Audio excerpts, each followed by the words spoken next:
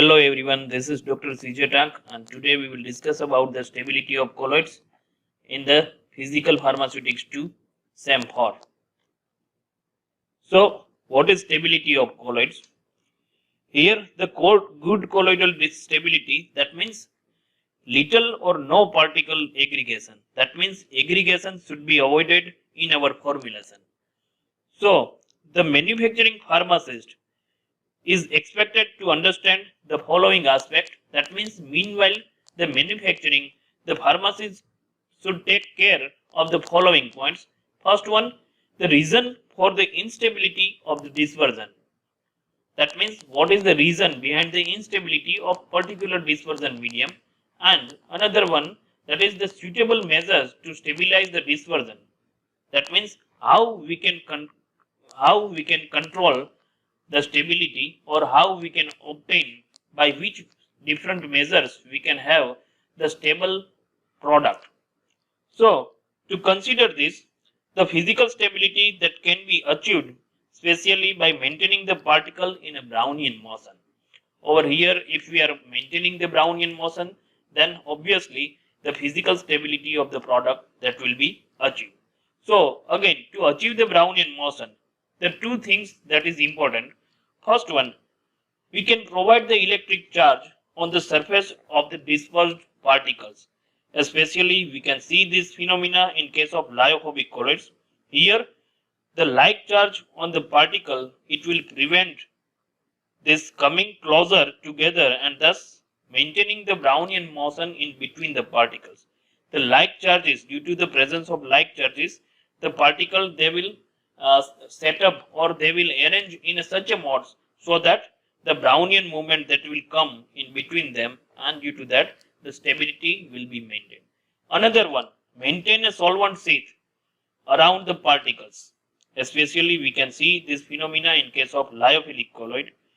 Here the solvent layer, it prevents the particles coming closer, and due to that the Brownian movement it will be induced, and due to that the physical stability will be maintained.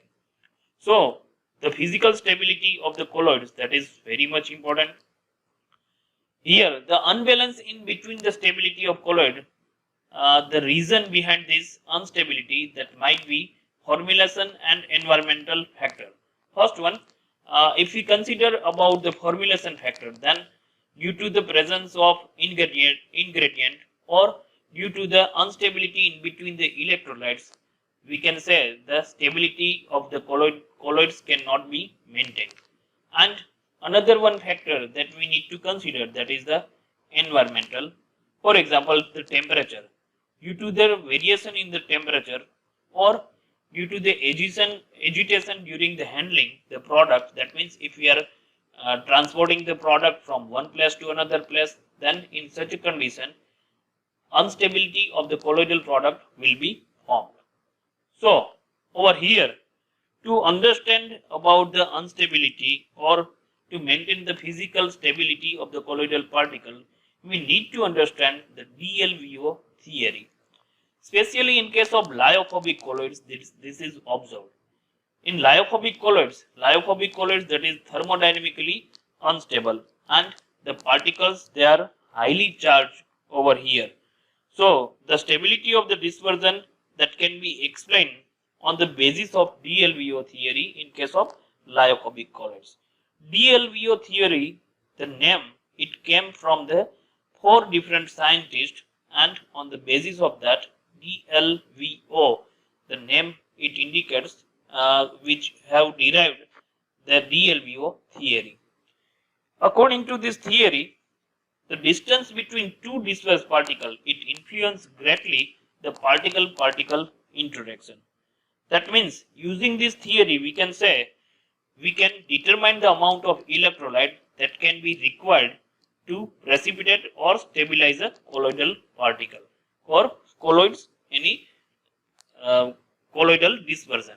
Here in a colloidal dispersion, see the Brownian motion that results in a frequent collision between the particle.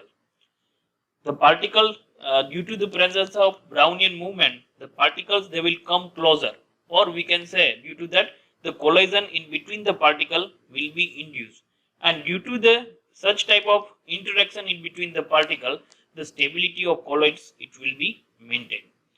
There are two type of interaction in between this particle, one that is the attraction and another one that is the repulsion. Here in case of attraction, when attraction that is predominant, that means when there is a attraction that is present in between the particles they will adhere after the collision. Once the collision is over, then again the particle they will come to closer, and due to that, in case of attraction, aggregation will be formed.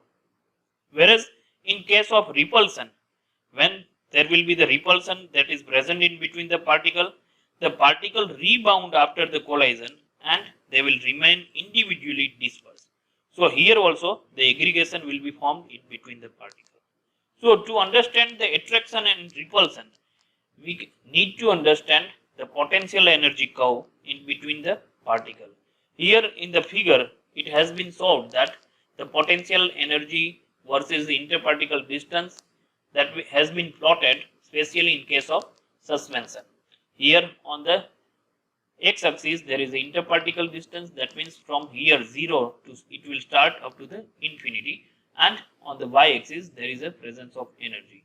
So on this curve, by the help of this curve, we can understand whether there will be the attraction or repulsion in between the particle and which criteria that need to be improved to maintain our colloidal dispersion in a stable mode. So over here, the interaction, to understand this graph, we need to understand the interaction in between the particle.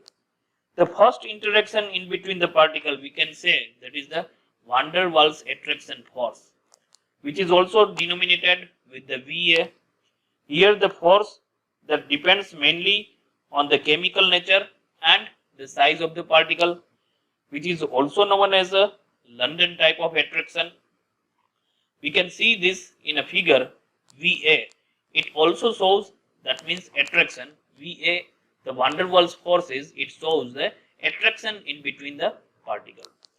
Another one, that is the electrostatic repulsive force, which is denominated with the Vr. In the figure we can see over here, this one curve, that is, it stands for the repulsion in between the particle. Here the force mainly depends mainly on the density, surface charge and thickness of the double layer. This indicates also the magnitude of the zeta potential, and this is denominated by Vr. So mainly it indicates the repulsion in between the particles.